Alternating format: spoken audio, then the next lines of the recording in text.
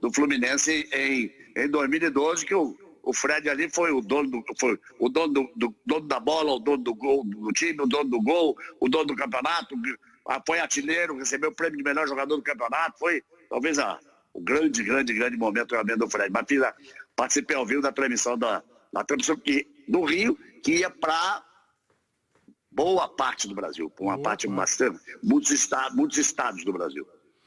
O Galvão falou do quarto título, o Fluminense foi campeão em 70, do Robertão, aí em 84, campeão brasileiro, o título de 2010 e esse de 2012, que o Muricy era o treinador, né? Foi o quarto título do Muricy. Não, 2010... 2010 o Muricy e 2012 o Abel. 2012 o Abel. 2012 o Abel. Com o Fred.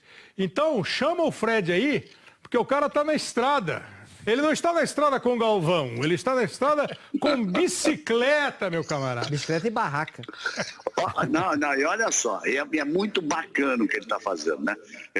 Com 36 anos de idade, voltando nos braços do torcedor do Fluminense, ele fez, acho que, se não me engano, 172 gols na passagem dele para o Fluminense, que foi de 2000 até 2016, desde 2009, se não me engano. E ele ontem, ele dizia isso, eu vou de bicicleta porque, temos que destacar, viu, Kleber, ele está fazendo uma coisa para arrecadar fundos, a cada quilômetro cada quilômetro pedalado ele vai dar uma cesta básica, e se você quiser colaborar, entre lá no @Fred, me ajude aí, gente, agora deixa eu pegar aqui, vou ter que pegar aqui. @Fred Guedes, tudo junto, @Fred Guedes 09, tá? Então, para você poder ver como é que você pode colaborar. E quando vazou o meu som, porque eu falei 400 e quanto, deve ser 400 não sei quantos quilômetros, fiz muito de carro essa viagem, ele entrou imediatamente, são 600, Galvão, porque ele está indo por trilhas históricas, até para evitar aglomeração, para não chamar atenção, nessa fase que as pessoas devem estar afastadas, se bem que muita gente não colabora com isso, mas ele está indo por trilhas antigas e de lá, hoje, saiu logo de manhã e já mandou um recado para nós. Fala, Galvão. E aí, meu irmão? Começamos a loucura aqui dos 600 km. Um desafio importante para a gente aí, porque é solidário, né? Te agradecer pela força ontem, encorajamento. E onde nós estamos aqui, cara? Olha que bacana isso aqui, onde eu tô. Ó. O totem aqui, ó, da Estrada Real.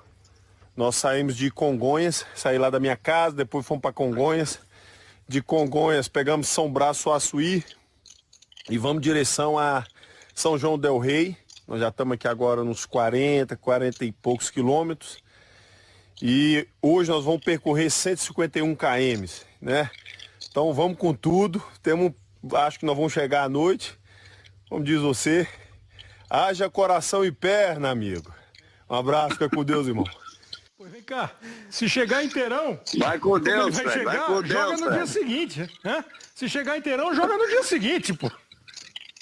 Mas veja só, Kleber, 600 quilômetros, ele vai fazer quanto que ele falou agora? 150?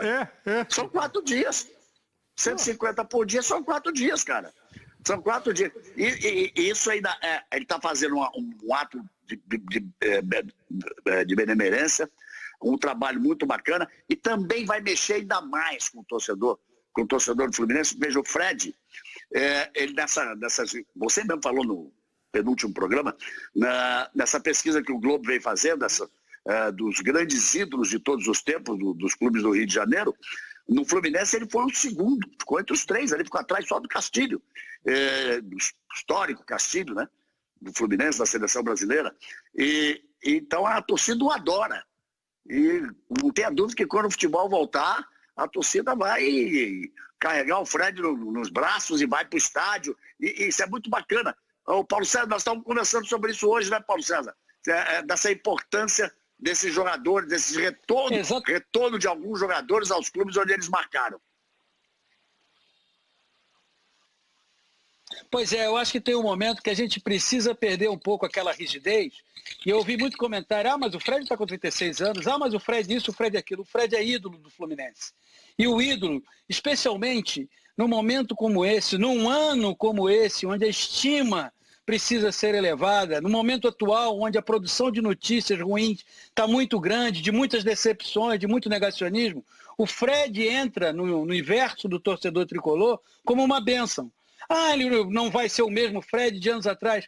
Isso talvez não tenha tanta importância assim. Aí é o trabalho que o Odair Hellmann vai ter que desenvolver com os jogadores que o Fluminense tem.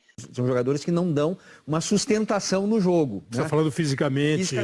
Mas então joga um, joga outro. O problema é que o orçamento do Fluminense não me parece permitir que você tenha um luxo de ter 3 jogadores desse tamanho, essa idade, no mesmo elenco. Porém, se tivesse que escolher um dos 3, eu fico com o Fred. Quero crer que o Fluminense, quando contrata, já tendo o Ganso, já tendo o Nenê, quando contrata o Fred, faz com ele um acordo financeiro que não seria irresponsável, quero crer. Pelo menos é o que tem se ouvido do Fluminense, do presidente do Fluminense. E nesse momento de pandemia ele receberia até 2 salários mínimos e no momento em que o Campeonato Brasileiro voltasse, aí ele receberia um salário bem maior.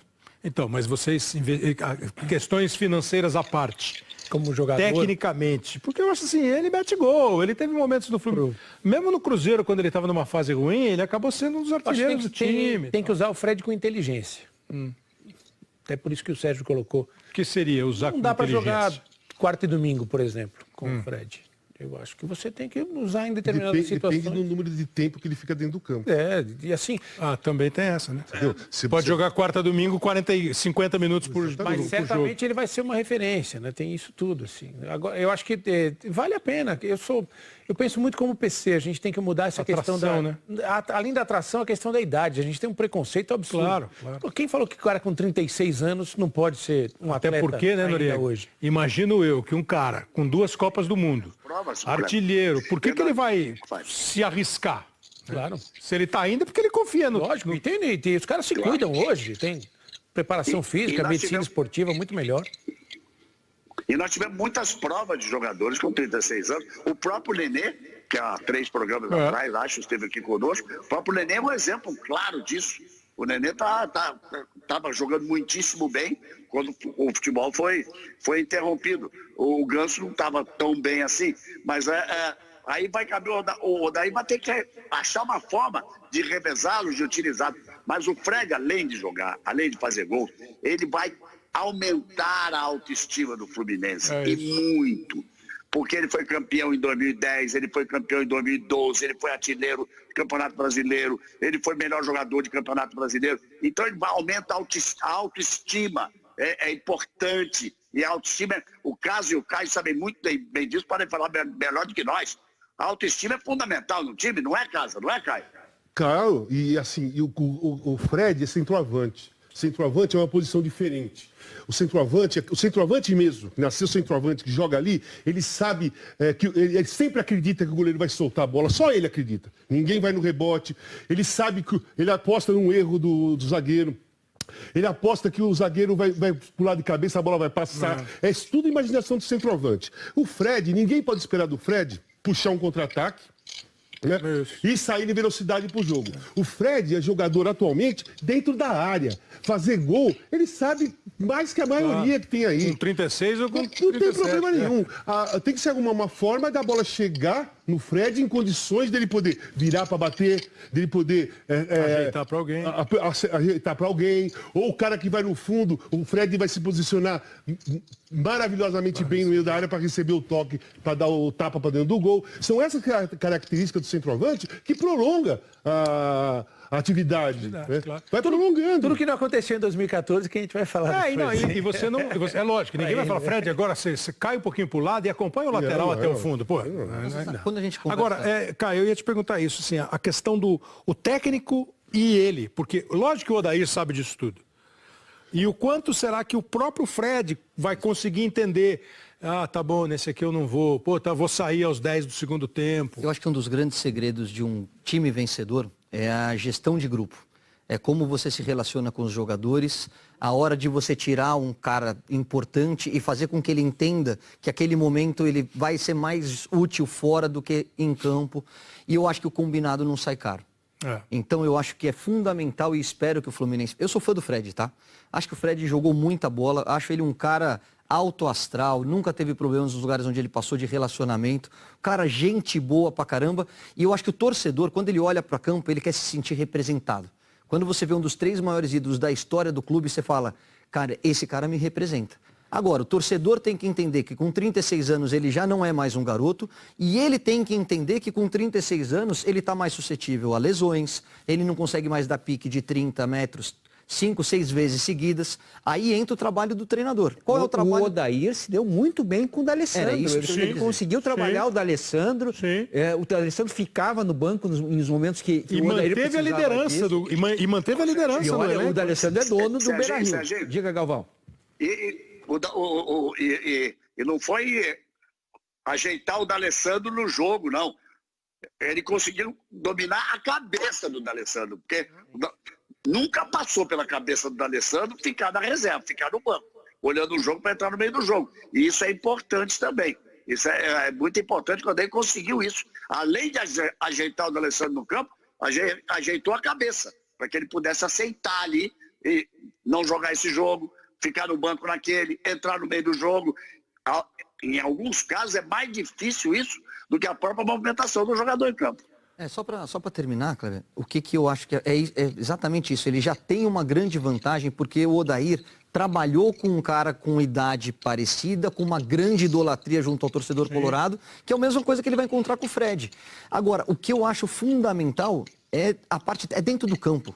É você olhar para o time e falar assim, cara, eu não quero abrir mão de um artilheiro, de um cara que rende dentro da área, que faz gol, que é oportunista, que segura para os homens que vêm de trás. Então o que eu preciso? Eu preciso colocar energia do lado dele. Eu preciso ter profundidade. Tem que arrumar um jeito de jogar, pela idade do Fred, fazer com que a bola chegue e fique pelo menos um tempo para o time sair. Então, e o Fred vai precisar de ajuda dessa maneira. Porque se a bola vai bater e voltar... Vai estar sempre pedido.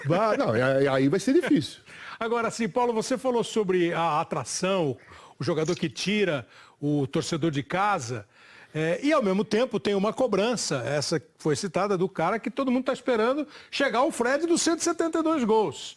É uma equação muito difícil. Hoje em dia, como é que você considera a paciência do torcedor e esse interesse do torcedor em sair de casa porque eu vou ver o Flu do Fred?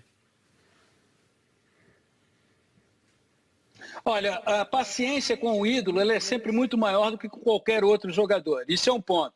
Segundo ponto, você imagina o seguinte, olha que cena. O Fluminense foi campeão brasileiro em 2012 com o Fred, certo? Imagina aquele casal que em 2012 casou e nasceu e teve o primeiro filho. Ele hoje tem 8 anos, ou pode ser menino, menina, enfim. E hoje ele diz para esse garoto ou para essa menina, vamos ao estádio para ver aquele rapaz que deu o último título brasileiro para o Fluminense. É uma simbiose entre pai e filho. O significado é muito maior. A questão de dentro do campo, ela é importante. E creio que o Fluminense, com as suas limitações financeiras, tem um elenco, o Pacheco por um lado, o Wellington Silva por outro, que podem potencializar o Fred. E tem algo que a gente não pode desprezar jamais em nenhum setor da vida. A inteligência. O Fluminense com o Fred tem 2 jogadores extremamente inteligentes atuando, porque o Ganso há algum tempo já perdeu a titularidade. Vai ter o Nenê e vai ter o Fred. O restante tem que funcionar. Agora, você ter 2 jogadores inteligentes, rodados com casos de Nenê e Fred, isso ajuda muito. Só uma coisa, mas não pode se enganar. Não pode se enganar, porque o Fred que está indo para o Fluminense hoje não é o Fred de 2012. Né? Não é aquele artilheiro, é um Fred com 36 anos. Aconteceu isso comigo, com o Corinthians e com o Flamengo. Quando eu jogava no Flamengo, quando eu voltei jogando no Flamengo, quando eu fui jogar com o Corinthians aqui, a torcida do Corinthians começou a me chamar para voltar, volta Casão, seu lugar é no Timão, toda aquela coisa emocionante que aconteceu. Quando eu voltei para o Rio, eu e a diretoria decidimos mesmo que eu tinha que voltar para o Corinthians. Quando eu voltei pro Corinthians, a cabeça da gente, o psicológico é muito complicado. Quando eu estava voltando pro Corinthians, eu já pensava no Corinthians de 82, de 83, Sócrates, Zenon. E eu acho que a torcida também pensava no Casagrande de 82, 83. E a própria diretoria pensava isso também. Não tinha, não deu para fazer. Eles estão contratando um outro Fred.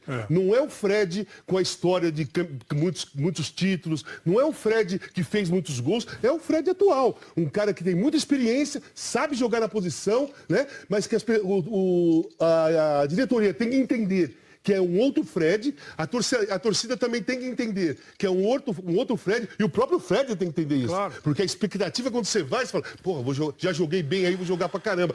E o tempo mudou, né? E o tempo mudou, não pode se enganar. É uma coisa bem contadinha. E acho, inclusive, que isso é... Ô, Kleber,